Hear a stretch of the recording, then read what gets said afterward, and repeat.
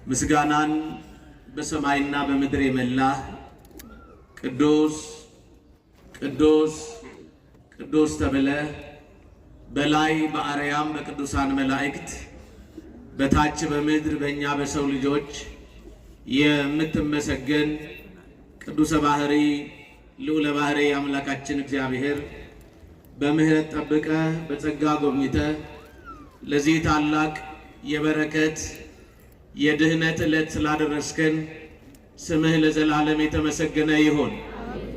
ለቃል መውረድ ለሥጋ እርገት ምክንያት የሆነች አፍጣኒተ ረድኤት ሰአሊተ ምሕረት ምዕራገ ጸሎት እመአምላክ ወላዲተ አምላክ ድንግል ማርያም ጣዕሟ ካንደበታችን ፍቅሯ በልቦናችን ይደርብን። እጅግ የተወደዱ አባታችን መላከ ገነት መምህር መዝገቡ ላቀው በኢትዮጵያ ኦርቶዶክስ ተዋሕዶ ቤተክርስቲያን በአዲስ አበባ ሀገረ ስብከት የደብረ ብስራት ቅዱስ ገብርኤል ቤተ መቅደስ ዋና አስተዳዳሪ፣ ክቡር መጋቤ አእላፍ መምህር ኤፍሬም በየነ በኢትዮጵያ ኦርቶዶክስ ተዋሕዶ ቤተክርስቲያን በመንበረ ፓትርያርክ ጠቅላይ ጽሕፈት ቤት የልሳነ ተዋሕዶ መጽሔት ዋና አዘጋጅ፣ እጅግ የተወደዱ አባታችን ሊቀ ብርሃናት ኢሳያስ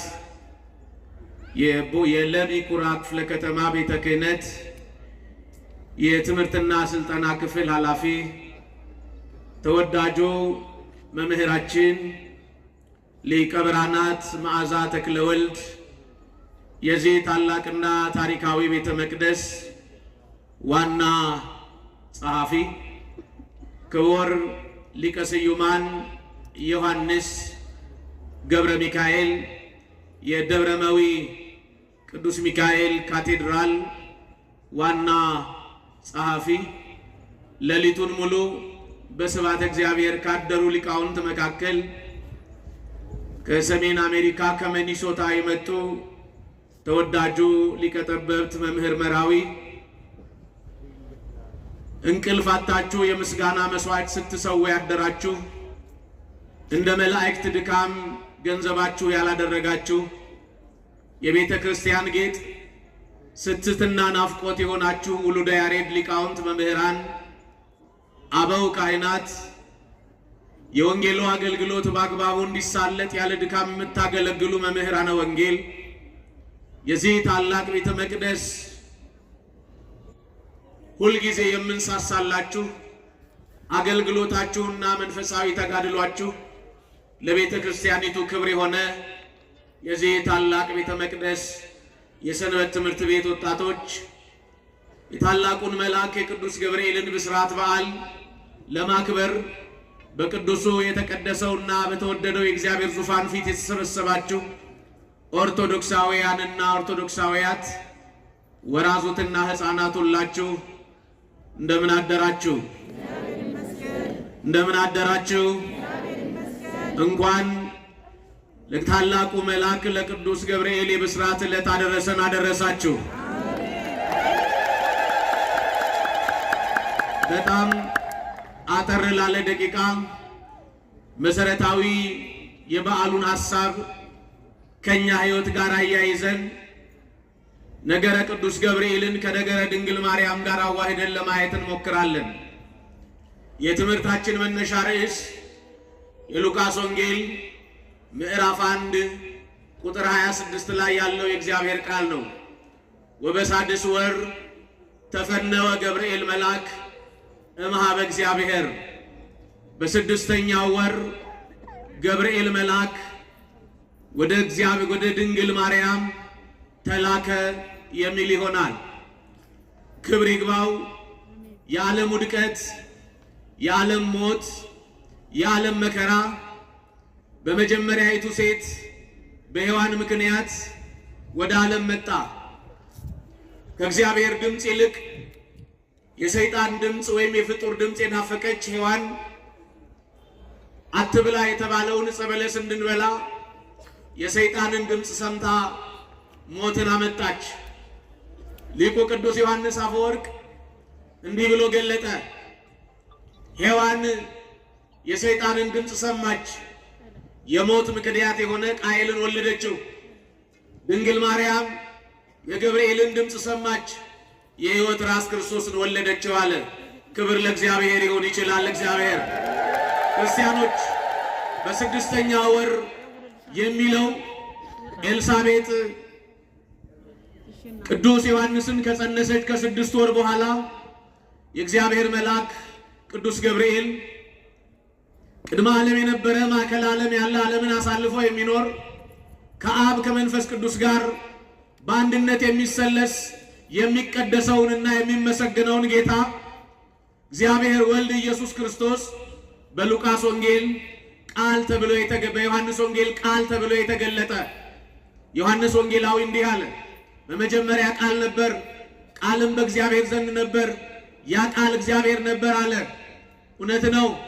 ቃል ብለን የጠራነው ከአብ ከመንፈስ ቅዱስ ጋር በቃልነቱ የከበረ የሚመሰገነው አምላክ ቅዱስ ጳውሎስ እንደነገረን በገላትያ ምዕራፍ 4 ቁጥር 4 ላይ ወአመ በጽሐ ዕድሜሁ እግዚአብሔር ፈነወ ወልዶ ዋሂደ ወተወልደ እምብእሲት። ክብር ይግባውና አምላካችን ፈጣሪያችን መድኃኒታችን ኢየሱስ ክርስቶስ ዓለምን ለማዳን ወደዚህ ዓለም የሚመጣበት ጊዜ ደረሰ። ወአመ በጽሐ ዕድሜሁ አለ። በቤተ ክርስቲያን መጻሕፍት 2 የምጽአት ዘመኖች አሉ። አንደኛው የምጽአት ዘመን የነቢያት ትንቢት የጻድቃነ ብልይት ተምኔት የሚገባደድበት ይወርዳል ይወለዳል ብለው እና እነ ቅዱስ ዳዊት እግዚአብሔርን በናፍቆት የጠበቁበት እነ ሙሴ የእግዚአብሔር ልጅ ኢየሱስ ክርስቶስ መምጣት መገለጡን የናፈቁበት ያ ዘመን ተገባዶ ነቢያቱ ትንቢታቸው ጻድቃነ ብልይቱ ናፍቆታቸው የሚገባደድበትና የሚጠናቀቅበት ዘመን ደረሰ። ለዚህ ነው ቅዱስ ጳውሎስ የዘመኑ ፍጻሜ አለ። የምኑ ፍጻሜ? የዘመኑ ፍጻሜ። ይሄ የዘመን ፍጻሜ ክርስቲያኖች ሰውና እግዚአብሔር የሚገናኙበት፣ ሞት የሚያበቃበት፣ የድነታችን መሰረት የሚጣልበት፣ እግዚአብሔር ዓለምን ለማዳን ዋጋ የሚከፍልበትና ተቀዳሚ ተከታይ የሌለው አንድ የባህሪ ልጁን የሚልክበት ጊዜና ሰዓት መድረሱን ሲያጠይቅ ቅዱስ ጳውሎስ እንዲህ አለ። የዘመኑ ፍጻሜ በደረሰ ጊዜ እግዚአብሔር ልጁን ላከ አለ። ክርስቲያኖች እግዚአብሔር ሊመጣ የሚያድርበት ዙፋን የሚላከው መልእክተኛ ይፈልጋል። የሚልከው መልእክተኛ ከሰማያውያን ቅዱሳን ረቂቃን መላእክት መካከል ዘወትር በፊቱ የሚቆመው ቅዱስ ገብርኤል ተመርጧል። ክብር ለመላኩ ይሁን። ክርስቲያኖች አስተውሉ። እግዚአብሔር ዓለምን ለማዳን ሲፈቅድ ቅዱስ ገብርኤልን ከሰማይ ሊልከው ወደደ። ገብርኤል መልእክተኛ ሆነ። ምክንያቱም ገብርኤል ቢል አምላክ ወሰብ ሰውና አምላክ አሉት ሊቃውንቱ። እኔ ይገርመኛል። እሱ አይደለም ሰውና አምላክ ያመጣው ቃል ሰው የሚሆን አምላክ የሆነ ሰው የሚሆነውን ቃል ተሸክሞ ነው የመጣው። ክብር ለመላኩ ይሁን። ክርስቲያኖች አስተውሉ። በዚህ ሐሳብ ውስጥ ህሊናችሁን አድርጉ። ይሄ የዘመን ፍጻሜ ሲደርስ ገብርኤል ተመረጠ ለተልእኮ። በጣም የተመረጠ መልአክ ነው ቅዱስ ገብርኤል። በብሉይ ኪዳንም እናውቀዋለን። ልብ አድርጉ። ማኑሄና ሚስቱ ልጅ አጥተው ሲሰቃዩ ቅዱስ ገብርኤል መጣ። ሶምሶንን እንደሚወልዱ ነገራቸው። ክብር ምስጋና ለእግዚአብሔር ይሁን። ክርስቲያኖች ይሄ ብቻ አይደለም የገብርኤል አገልግሎት። እኔ ይደንቀኛል። ዳንኤል ህልም አይቶ ራእይን ጠፍቶት መተርጎም አቅቶት የተላከው ቅዱስ ገብርኤል ነው። ክብር ለመላኩ ይሁን። ክርስቲያኖች እንዴት ይገርማል! ምን አይነት የተወደደ መልአክ ነው! ምን አይነት እግዚአብሔር ያከበረው መልአክ ነው! ምን ያህል እግዚአብሔር ከፍ ያደረገው መልአክ ነው! ዝም ብላችሁ አስቡት። ቅዱስ ገብርኤልን በዓለም መላእክት መካከል እርስ በርሳቸው ክርክር ሲሆን መኑ ፈጠረነ እማይቴ መጻይነ፣ ማን ፈጠረን ከየት ተገኘን ብለው ሲከራከሩ ቅዱስ ገብርኤል የጽናት ሰባኪ ነው። እንዲህ አለ። ሰይጣን በድፍረትና በትዕቢት አነ ፈጣሪሆሙ ለእሉ ፍጡራን፣ አነ ፈጣሪሆሙ ለእሉ ግቡራን፣ እነዚህን ፍጥረታት እኔ የፈጠርኳቸው፣ እነዚህን ፍጥረታት እኔ የሰራኋቸው ብሎ በድፍረት ሲናገር ቅዱስ ሚካኤል ቅዱስ ገብርኤል እንዲህ አለ። ንቁም በብህላዌነ እስከነረክቦ ለፈጣሪነ ብሎ በዓለመ መላእክት የነበረውን ሁካታ ጸጥ ያደረገ መልአክ ነው ቅዱስ ገብርኤል። ክብር ለእሱ ይሁንለት።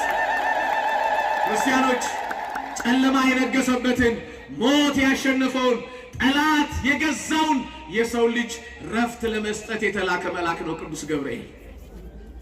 ረፍት ለመስጠት ክርስቲያኖች አስተውሉ። ቅዱስ ገብርኤል የተለየ መልአክ ነው። በእግዚአብሔር ፊት የተወደደ መልአክ ነው ቅዱስ ገብርኤል። እንዴት እግዚአብሔር እንደሚወደው ብዙ ሊቃነ መላእክት አሉ። ቃል ተሸክሞ የመጣው ቅዱስ ገብርኤል ነው። ቃል ተሸክሞ መልአኩ ደንግጧል። ሂደ ይህንን ቃል ትጸንሲ የሚለውን ቃል ለድንግል ማርያም አብስራት ተብሎ ሲላክ እኔ ልሸከም የማልችለውን ቃል የምትሸከም እሷ ማናት አለ። የሰማችሁ ነው? ማናት እሷ? ምን አይነት ፍጥረት ናት? ምን አይነት ናት እሷ? አይ እናቴ፣ በአራተኛው መቶ ክፍለ ዘመን የነበረው ታላቁ ሊቅ ቅዱስ ኤፍሬም ደግሞ የድንግል ማርያምን ልዕልናና ክብር ሲገልጥ ምን አለ? አንቲ ተአብይ እምኪሩቤል ወትፈደፍድም ሱራፌል፣ አንቺ ከሱራፌል ከመላእክት ከሊቃነ መላእክት ትበልጫለሽ አላት። ክብር ለወላዲተ አምላክ ይሁን። የምትበልጥ ናት። ክርስቲያኖች፣ የዓለም የድህነት መጀመሪያ መሰረት እንዲጣል ገብርኤል ከሰማይ መውረድ ነበረበት። ቃል ተሸክሞ መምጣት ነበረበት። ለዚህ ነው ወበሳድስ ወር ተፈነወ ገብርኤል መልአክ፣ በስድስተኛው ወር ገብርኤል መልአክ ተላከ። ወዴት? ወደ አንዲት ድንግል። እስኪ ሁላችሁ በሉ ወደ አንዲት ድንግል። ማርያምን አልሰማሁም። ወደ አንዲት ድንግል። ኧረ አይሰማም። ወደ አንዲት ድንግል። ኧረ ድምጻችሁን ከፍ። ወደ አንዲት ምን? አንዲት ድንግል። መጽሐፍ አንዲት ድንግል ነው ያላት። ብዙ ደናግላን አሉ፣ እሷን ለይቶ ነው አንዲት ያላት። የድንግል ማርያም ድንግልና ይለያል። ወደ አንዲት ድንግል አለ። ያቺ ድንግል ለእናቷ አንዲት ለአባቷ አንዲት የሆነች ድንግል። ክርስቲያኖች አስተውሉ። ወደ አንዲት ድንግል ተላከ። ያቺ ድንግል ሶስት ንጽህና የምታሟላ ድንግል። ስንት አልኳችሁ? ድገሙት። የሥጋ ንጽህና የምታሟላ፣ የነፍስ ንጽህና የምታሟላ፣ የህሊና ንጽህና የምታሟላ፣ ዓለም ከመፈጠሩ አስቀድሞ አምላክ በልቡ የሳላት በክንፈ መላእክት የሳላት ድንግል ማርያም። ያቺ ድንግል ወላዲተ አምላክ ድንግል ማርያም ናት። ከለሷ ይሁን ወላዲተ አምላክ። እኔ ይገርመኛል ኦርቶዶክሳውያን፣ ወደ አንዲት ድንግል ተላከ ይልና የድንግሊቱ ስም ማርያም ነበር ይላል። እስኪ ሁላችሁ ማርያም በሉ። ድንግልን አይሰማም፣ ድገሙት። የድንግሊቱ ስም ማን ነው? ማርያም። መርህ ለመንግሥተ ሰማያት የሆነች ማኅደረ መለኮት የሆነች ዓለም ከእግዚአብሔር ጋር የሚገናኝባት እውነተኛ ድልድይ መሸጋገሪያ የሆነች ሰው የኛን እግዚአብሔር የኛን ሥጋ ገንዘቡ ለማድረግ የተመረጠች ያቺ ድንግል፣ ዓለም ያላወቃት ድንግል፣ ኦርቶዶክሳዊት ተዋሕዶ ቤተክርስቲያን ያወቀቻት ድንግል ወላዲተ አምላክ ድንግል ማርያም። ክብር ለእሷ ይሁን ለወላዲተ አምላክ። ነጽታ ተለይታ ቢያገኛት ቅዱስ ዳዊት በመዝሙረ ዳዊት በመዝሙር 44 ቁጥር 12 ላይ የድንግል ማርያምን ንጽህና ሲናገር እንዲህ አለ። ንግሥቲቱ የወርቅ ልብስ ተሸፋፍናና ተጎናጽፋ በቀኝ ትቆማለች አለና ቀጠልና ወረድ ብሎ እንዲህ አለ። እህቴ ሙሽራዬ ወገንሽን የአባትሽንም ቤት እርሺ አላት። ርሲ ሕዝበኪ ወቤተ አቡኪ። ለምን? እስመ ፈተወ ንጉሥ ነኪ፣ ንጉሥ መዓዛሽን፣ ደምግባትሽን፣ ንጽህናሽን፣ ቅድስናሽን ወዷልና። ክብር ለወላዲተ አምላክ። የወደዳት የመረጣት ያከበራት እግዚአብሔር ክብር ምስጋና ይግባው። የተወደደች የተለየች የከበረች ድንግል ማርያም አማላጅነቷ ለሁላችንም ይትረፈን። አስተውሉ። ንጽህናዋን ተመለከተ። ይሌለ ቅዱስ አባታችን አባ ሕርያቆስ ወሶበሬ ንጽህናኪ፣ መልአኩን ላከላት። ንጽህናዋን ቅድስናዋን አይቶ መልአኩን ላከላት። መጣ ወደ ድንግል ማርያም። ታዲያ ሊቃውንቱ እንዲህ አሉ። ወእንዘ ትፈትል ወርቀ ወሜላተ አስተርአያ ገብርኤል ግብተ ድንግል ማርያም ሐርና ወርቅ እያስማማች ስትፈትን ምንና ምን አልኳችሁ? አልሰማው? ሐርና ወርቅ እያስማማች ሐር የተባለ ምግባሯ ወርቅ የተባለ እምነቷ ነው። ብቻ አይደለም፣ ሐር የተባለ ብሉይ ኪዳን ነው፣ ወርቅ የተባለው አዲስ ኪዳን ነው። ሐር የሆነውን ብሉይ ኪዳን የትንቢተ ኢሳይያስን ምዕራፍ 7 ቁጥር 14ን ስታነብ ድንግል ትጸንስ ወትወልድ ወልደ የሚለውን ቃል ስታነብ ከዚች ሴት ዘመን ደርሼ ውሃ ቀድቼ አገልግያት ብላ ትመኝ ነበር፣ ትናፍቅ ነበር፣ ወርቁን ትናፍቀው ነበር። ናፍቆቷን አይቶ ተምኔቷን ፈልስፈት ሊፈጽምላት ከሰማያውያን መላእክት ልቃ ከምድራውያን ፍጥረታት በልጣ ከሥላሴ ዝቅ ብላ ከፈጣሪ ከፍ ብላ ያገኛት መልአኩ ቅዱስ ገብርኤል ላከላት። እናንተ ወደ ንጹሃን ነው ወደ ቅዱሳን ነው ቅዱስ ገብርኤል የሚላክ። ንጽሕት ወደሆነች ድንግል ተላከ። ለእግዚአብሔር ወደምትመች ድንግል ተላከ። ማደሪያው ልትሆን ለተመረጠች ድንግል ተላከ ቅዱስ ገብርኤል። ቅድም ቀሲስ ምናየ ሲዘምሩ ሰምታችኋል። ማናት እሷ እያለ እየደነገጠ ነው የመጣው። እየታጠቀ እየፈታ ዝቅ እያለ እንዴት ብዬ ነው ላመሰግናት የምችለው? እንዴት ብዬ ነው ላከብራት የምችለው? እያለ እኔ ልሸከመው የማልችለውን ቃል የምትሸከም ገሊላዊት ብላቴና ምን ያህል ናት እያለ እየገረመው ነው የመጣው። አንዴ እየታጠቀ አንዴም እየፈታ አለቆል ሲዘማሪው። ገጣሚውም ይገርማል። የቤተክርስቲያን ልጅ ነው፣ ሊቅ ነው፣ ምሁር ነው፣ የቤተክርስቲያን ልጅ ነው። በጣም የሚደንቅ ቃል ነው ትምህርቱ። ክርስቲያኖች አስተውሉ። እየታጠቀ እየፈታ መጣና ምልዕተ ጸጋ ምልዕተ ክብር ደስ ይበልሽ አለ። ከእግሯ ስር ተንበረከከላት። ኧረ በደንብ አመስግኗት ድንግል ማርያም። ጸጋን የተመላሽ እስኪ በሉ በማርያም። ኧረ ድገሙ። ተፈስሒ ደስ ይበልሽ፣ ምስጋናን የተመላሽ የደስታ መፍሰሻ ደስ ይበልሽ አላት ቅዱስ ገብርኤል። እናንተ ዘተናገረ በጽባህ ይደግም በሰርክ ጠዋት ተናግሮ መልካም ማታ የማይደግም የሰው ልጅ አይደለም ድንግል ማርያምን ደስ ይበልሽ ያላት። እንጀራ ሞልቶ ደረቱ ሲቀላ ልቡ ሲያብጥ ሐሳቡን የሚቀይር ሰው አይደለም ድንግል ማርያምን ደስ ይበልሽ ያላት። በእግዚአብሔር ፊት የሚቆመው ገብርኤል ነው ደስ ይበልሽ ያላት። ደስ ይበልሽ አላት። ደስታ ይገባሻል። ምልዕተ ጸጋ ምልዕተ ክብር፣ ጸጋን የተመላሽ ክብርን የተመላሽ ደስ ይበልሽ ብቻ አይደለም ያላት፣ ጌታ ካንቺ ጋር ነው አላት።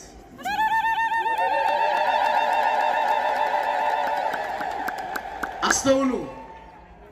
ጌታ ከሷ ጋር የመሆኑ ሁኔታና ከቀደሙት ነቢያት ጋር የመሆኑ ሁኔታ ይለያል።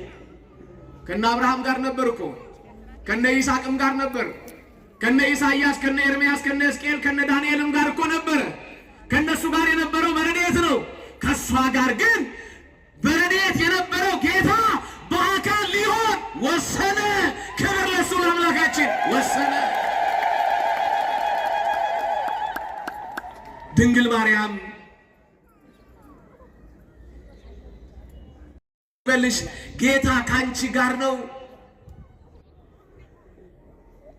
አንቺ ከሴቶች መካከል ተለይተሽ የተባረክሽ ነሽ፣ ትጸንሻለሽ አላት። ወንድ ልጅ ትወልጃለሽ፣ ስሙንም ኢየሱስ ትይዋለሽ ሲላት ተከራከረችው። ወንድ አላውቅም ይህ እንዴት ይሆናል አለች። እናንተ በጾታ ወንድ አላውቅም እያለች አይደለም፣ በህሊናዬ ወንድ ሐሳብ የለም እያለች ነው። ለዚህ ነው ድንግል ማርያም ድንግልና ስንል ብዙ ሰዎች በነፍስ በስጋ ድንግል መሆን ይችላሉ፣ በህሊና ግን ድንግል መሆን አይችሉም። ክብር ይግባት። የህሊና ድንግልና ያላት ወላዲተ አምላክ ብቻ ናት፣ እሷ ብቻ። አስተውሉ ክርስቲያኖች። ከብዙ ክርክር በኋላ ለእግዚአብሔር የሚሳነው ነገር የለም ሲላት ድንግል ማርያም የሐዲስ ኪዳን የመጀመሪያዋ አማኝ ሆነችና ይኩነኒ በከመ ትቤለኒ ነያ አመተ እግዚአብሔር የጌታ ባሪያው የጌታ አገልጋዩ ቅዱስ ገብርኤል አንተ እንዳልከው ይሁን አለች። ከሦስቱ አካላት አንዱ አካል ወልደ እግዚአብሔር ክርስቶስ በማኅፀኗ ተወሰነ። ይደንቀኛል ክርስቲያኖች በደንብ አድርጋችሁ እንድታዩ ፈልጋለሁ የመጽሐፉን ሐሳብ። የጌታዬ ባሪያ በሉ እስኪ እንደ ቃልህ ይሁንልኝ። ድምፁን ስትሰማ ይሁን ስትል ቃል ከሥጋዋ ተዋሃደ። ታዲያ ሊቁ ሕርያቆስ ምን አለ? እንደ ንብ ከቃል ድምፅ የተገኘ ጽንስ አለው። የማይመረመረው አምላክ ሊመረመር፣ የማይታየው አምላክ ሊታይ፣ ረቂቁ አምላክ በግዘፈ ሥጋ ሰው ሆኖ ሊገለጥ፣ ለዘመኑ ፍጻሜ የሌለው ጌታ፣ ዘመን የማይቆጠርለት አምላክ ዘመን ሊቆጠርለት ፈቀደ። ይሄ ታሪክ የተከናወነው ክርስቲያኖች መጋቢት 29 ቀን ነው። የውሃን በዓል ከውሃ ብለው የቃና ዘገሊላን በጥቅምት በጥር እንደሚያከብሩ የገብርኤልን በዓል ከገብርኤል ጋር አድርገው ብስራቱን ዛሬ ያከብራሉ። ቤተክርስቲያን ታከብራለች። በዕለቱ ማህሌት ተቁሞ ብስራቱ ይከበራል። ክርስቲያኖች አስተውሉ። ዓለም የዳነበትን የድህነታችንን ጉዳይ ከላይ ተሸክሞ ይዞ የመጣ ቅዱስ ገብርኤል ነው። ክብር ለእሱ ይሁን። በጣም የሚገርመኝ ስሙን ማን ትይዋለሽ? ኧረ በስመ አብ። ስሙን ማን ትይዋለሽ? ድገሙልኝ። አይገርምም? ትናንትና ገብርኤልን ስናከብር እኛ ገብርኤልን አናከብርም ኢየሱስን ነው አሉ።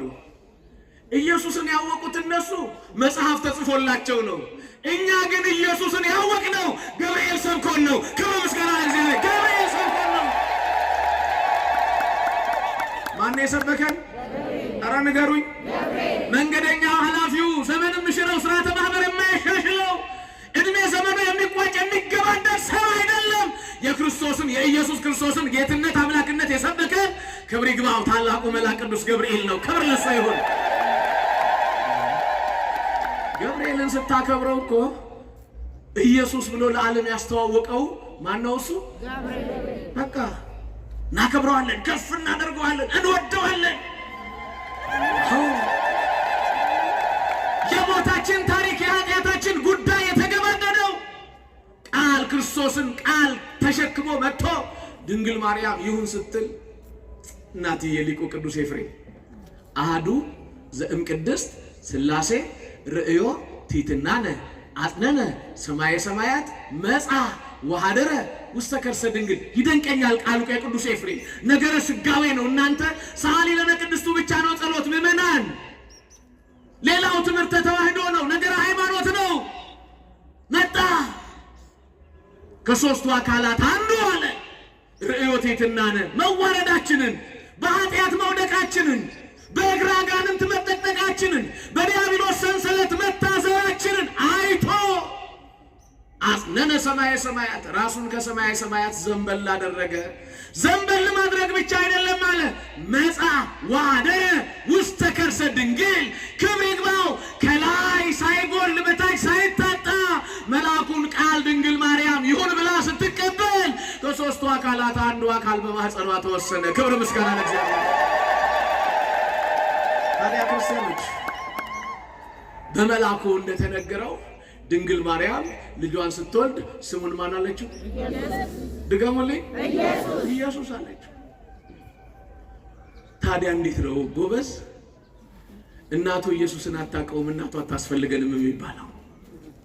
ሰው አእምሮ ካልጎደለው፣ ሕሊናው ካልደነዘዘ፣ መንፈሳዊ ጸጋው ጎድሎ አእምሮ ካልፈዘዘ በስተቀር ኢየሱስ ክርስቶስንና ድንግል ማርያምን መለያየት አይቻልም። አስተውሉ ክርስቲያኖች።